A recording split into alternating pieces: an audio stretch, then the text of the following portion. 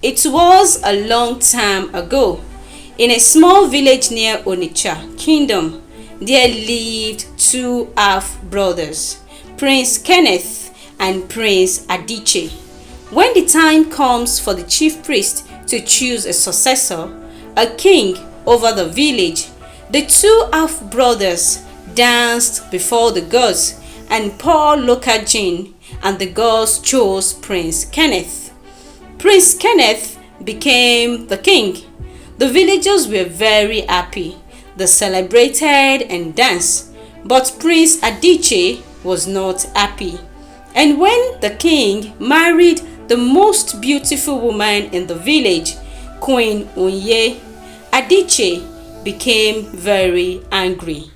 He has lost two important things: the throne to his half-brother and also the love of his life, Queen Onye. Though before Onye became the queen, countless times Adichie had declared his love for her, but Onye's hands were tied because she doesn't have a say in who she is to marry. Queen Onye became pregnant, and soon she went into labor and gave birth to twins, a male child named Ekene and a female child named EBERE. But Queen Onye became very sick and weak after giving birth to the twins, and all efforts to make her get better proved abortive, so she passed away. The villagers mourned the death of their beloved queen.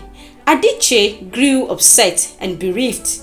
Adichie said angrily, "I said it, that Onye is not meant for the king. The king just wasted her precious life, my sweet Onye." His two servants came to cry with him instead of comforting him. "I won't take this," said Adichie. "I heard that the female child EBERE looks exactly like her mother, my Onye. Go now and bring her to me," he ordered his male servants. So the two male servants sneaked into the palace. The people in the palace were engaged in the rite of burying the queen, and this gave them the chance to quickly grab one of the twins. The two male servants rushed back to meet Adichie in the forest. "Master, we are here with the princess," Obina, one of the two servants, said. "What's that?" Adichie couldn't help but notice the spotted animal with them. "We got the princess a little gift," said Chibuzo.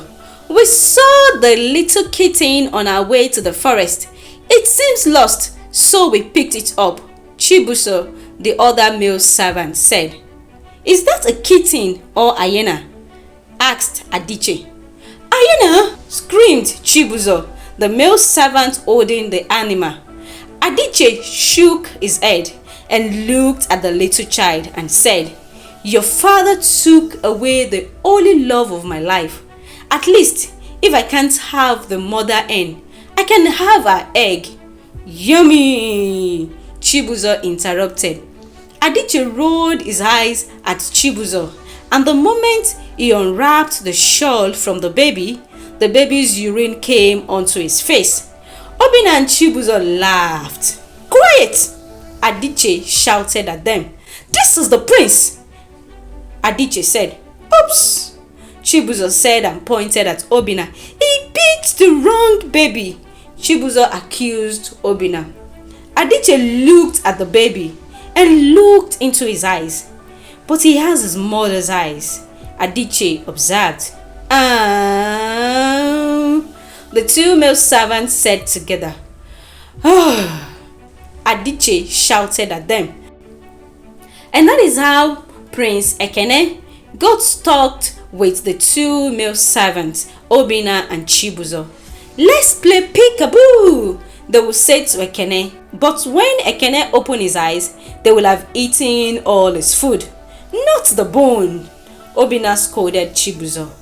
Ekene and his pet, hyena, would cry of hunger, and Adichie would only shake his head. Then came again another meal time. "It's game time," said Obina to Ekene. "Not peekaboo. If we find the coin, we shall eat your food. But they checked Ekene's palm and couldn't find the coin. "I think he's in his diaper," Chibuzo said to Obinna. Ekene quickly crawled away. They chased after him. "Ew!" the two male servants exclaimed, and that is how Ekene mastered their tricks and games. Adichie looked at them, and instead of him to shake his head, he saw the prince as a blessing in disguise. So Adichie said to himself, "I should start planning my revenge on the king. I would take the throne from him and marry the princess, and Ekene will be the one to help me in accomplishing my evil plans." He smiled mischievously. Even though the twins grew up in different worlds, Ekene and Princess EBERE behaved exactly the same way. They are both wild and carefree. "Hey, I heard you came to the king to ask for my hand in marriage." Princess EBERE threatened Chief Okoye with the pestle, and Chief Okoye started shivering. "Go and withdraw your proposal, or else I shall break your head with this pestle," she warned. The news of Princess EBERE threatening a suitor with pestle is not new. Yet every time the villagers gossip about a violent act towards a suitor and how she will likely not find a husband and a successor to the throne if she continues like this. The king waited for EBERE to come back to the palace. "Princess EBERE," the king called her as she returned back to the palace. "Yes, father," replied Princess EBERE. "Chief Okoye came this afternoon to withdraw his marriage proposal," said the king. "You know I am very sick. I need to know that there is a successor to the throne." "Father," said Princess EBERE, "all these men coming for my hand in marriage are all greedy and selfish men. They are just after the throne. They won't take care of the villagers." "Princess EBERE, but you are a woman and you cannot rule the villagers," said the king. "Father, I promise you that I will find my twin brother and he shall sit on the throne," said Princess EBERE. The king breathed deeply. "It is 24 years now. All hope is lost. Please, my princess, give me your pestle and marry one of the chiefs." Even though she refused to surrender her pestle to the king, that night Princess EBERE too became very worried. Truly, all efforts to find a twin brother has proved abortive. "What will I do now?" she asked herself. As she sat on the bed thinking, she heard a noise. But before EBERE could say or do anything, a knife came towards her. "Your necklace or your life," Ekene said. "This necklace belonged to my mother," Princess EBERE begged. "Blah blah blah. I don't care. Don't you know me? I'm Ekene, who rob the rich and give not to the poor." "Okay, please, I will give you thousands of coins," Princess EBERE said quickly. Ekene shook his head. "My father specifically requested for your necklace. He said he wants it because it belongs to your mother, so don't waste my time." But Princess EBERE did not want to give in to his demand.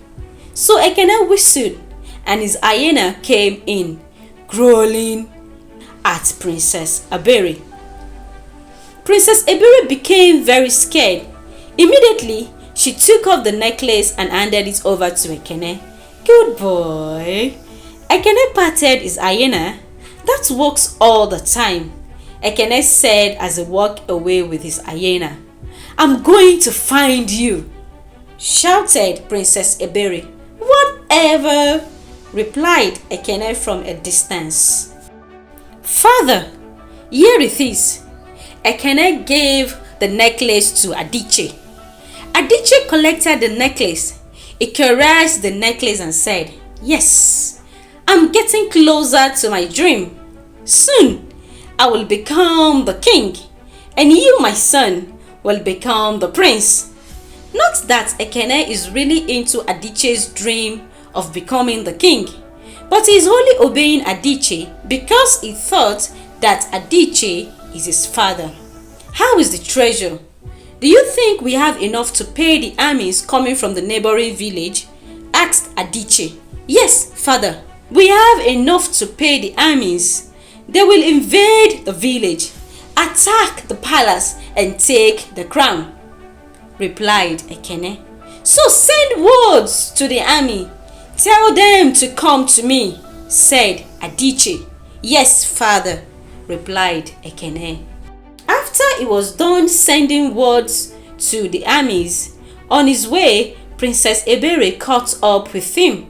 Hey, Ayena boy, Princess EBERE called, holding a pestle. The name is Ekene, said Ekene, and how may I help you? How may you help me? Princess EBERE laughed. Where is my necklace? The one you stole from me. Wait. How do you find me? Asked Ekene. You are quite easy to find. Nobody walks around with a hyena in the village except you. You seem very popular among the villagers, the one who rob the rich and give nuts to the poor. Well, now that you have found me, Ekene said, I will give you a piece of advice. Make hay while the sun shines. What does that mean? Said Princess EBERE. It means marry now before war will befall your village and you'll be taken away as a slave. What? Princess EBERE became confused and scared. I just want to marry a good man. Is that too much to ask for? But Ekene walked away. When he got home, he overheard Adiche's conversation with Obinna. I heard that the armies come in 3 days. Make sure no harm befall the princess. Adiche said to Obinna, I shall take the crown away from my brother and marry the princess. That is my dream. Marry the princess. Marry the princess? Ekene whispered. Father is going to destroy an entire village just because he wants to marry the princess. Ekene felt devastated, and when he remembered Princess EBERE's word, I just want to marry a good man, Ekene felt sorry towards her. I must do something. I must make right the wrongs I've committed. The next day, Obinna ran back to Adiche. The treasure is gone. All the treasure, Obinna said to Adiche. What? Adiche was shocked. Where is Ekene? Chibuzo and Ekene came in. Ekene, where is all the treasure? Asked Adiche. Father, all this because of love? Because you are in love with the princess? Are you not too old for that? Said Ekene. Chibuzo laughed uncontrollably. Adiche rolled his eyes at Chibuzo and looked back at Ekene. Where is my treasure? I have given them to the villagers, replied Ekene. For the first time, I gave to the poor and needy, and it feels so good. What? Adiche couldn't believe his ears. Father, called Ekene. Stop calling me father. I am not your father. Adiche spat out angrily. Kill him, he ordered Obinna. Father, Ekene shouted. I said I am not your father, replied Adiche. You ruined my plan of 24 years. I waited patiently for the day I would take away the crown from your father, the king, and marry your twin sister, because she looks so much like your mother, the queen, Queen Onye, the love of my life. But now, you ruined it all. I said, kill him. At that moment, Princess EBERE came in with the armies. Well, said Princess EBERE, who overheard the conversation. I came initially to collect my necklace from you. Well, 1 stone, 2 birds. arrest him for conspiracy against the king and attempted murder. And that is how Adichie and his 2 male servants were arrested. Ekene unites back with the king. Princess EBERE surrendered a pestle to her father. "I know of a good man," said Ekene, "the prince of Onitsha kingdom. One night, I wanted to steal from him, but when I heard of his good deeds towards the people of Onitsha, I couldn't steal from him again. I believe he will make a good husband." So Princess EBERE married the prince of Onitsha kingdom, and Ekene becomes the king after the death of King Kenneth. Adichie and his 2 male servants remained locked in the prison. "Can we at least have 3 square meal?" Chibuzo shouted at the guard of the prison. "You know we fed the king, King Ekene, till he becomes of age." "Who sent us?" replied Obinna. Adichie only shook his head in regret. "Indeed, the truth will always prevail, and every evildoer will not go unpunished." The end.